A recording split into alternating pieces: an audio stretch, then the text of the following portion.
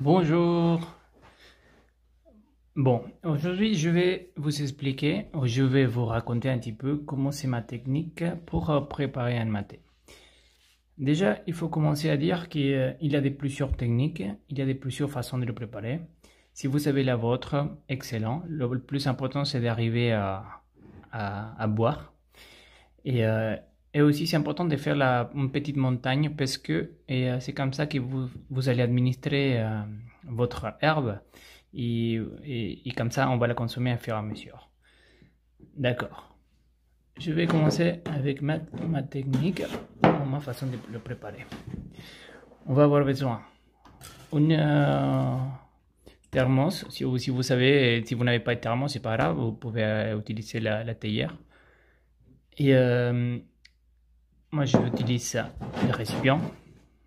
Donc on va commencer sur une calebasse torpedo de taille moyenne pour les torpedos normalement ils sont pas si grandes, mais là ils sont de taille moyenne.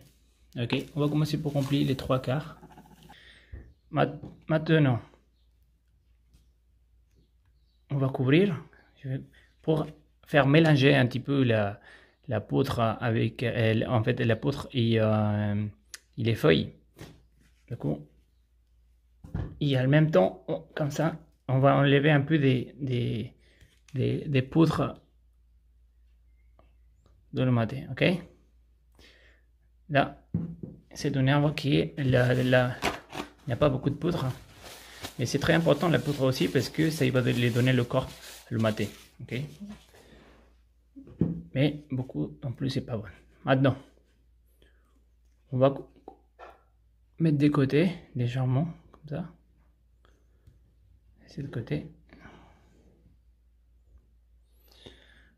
Maintenant, un petit verre d'eau, température ambiante. On va rajouter de l'autre côté un peu. Voilà. Là, on va attendre 2 minutes, 2 à 3 minutes. Ça dépend de l'herbe. Des fois, par exemple, quand c'est l'herbe Canarias, qui c'est très fine, avec des herbes qui sont très fines, il faut attendre un peu plus. L'idée, c'est d'attendre que l'herbe commence à gonfler. Et comme ça, on va pas avoir de soucis et à le moment de boire. Bon, là, ils sont déjà passés un peu plus de 2 minutes. Ok. Maintenant, on va mettre la cuillère, la bombilla, la paille, du côté où est-ce qu'on a rajouté l'eau, ok? Le côté qui est déjà humide. C'est très important de bouchonner. C'est pour éviter d'avoir des cagas vacíos. Je ne sais pas comment dire en français. Et c'est comme ça que vous n'aurez pas de problèmes normalement pour boire. Donc ouais. On commence de ces côtés, comme ça. Et on va la glisser jusqu'au bout. On commence par ces côtés et on la glisse pour derrière. Maintenant, ça c'est optionnel. Vous pouvez rajouter encore un peu de l'eau ici, froid derrière, pour remplir. Il faut attendre encore 1 minute, 1 minute 30, un peu plus. Bon, d'accord. Une fois que vous avez déjà enlevé l'eau froide, il faut enlever l'eau froide. Je vais vous conseiller de ne pas boire.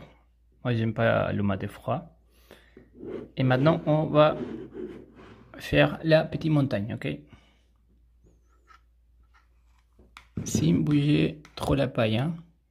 Normalement, la paille reste le même.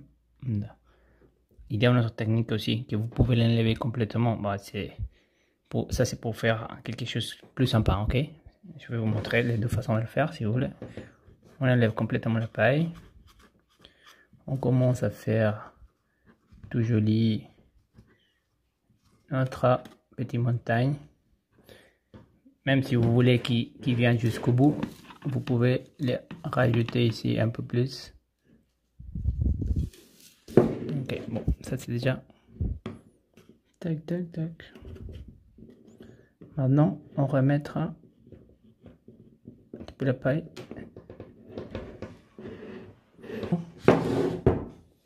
On va rajouter de l'eau.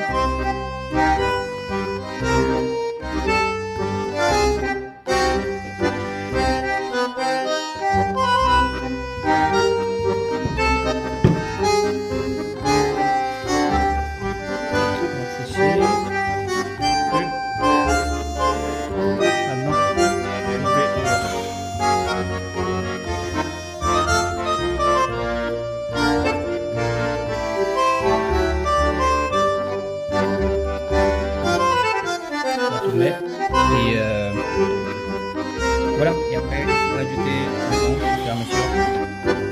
Après je vais vous montrer une autre technique pour que vous laissez l'herbe beaucoup plus sèche. Et comme ça. Voilà. La prochaine fois, je vais vous montrer éliminer les champignons d'une calebasse. Là, dans cette calebasse, j'ai des champignons. Et on va curer une calebasse type impérial. Ok, mais c'est pareil pour tous les courges. Ça ne change rien si c'est impérial. Et voilà. Bonne journée à vous. Au revoir.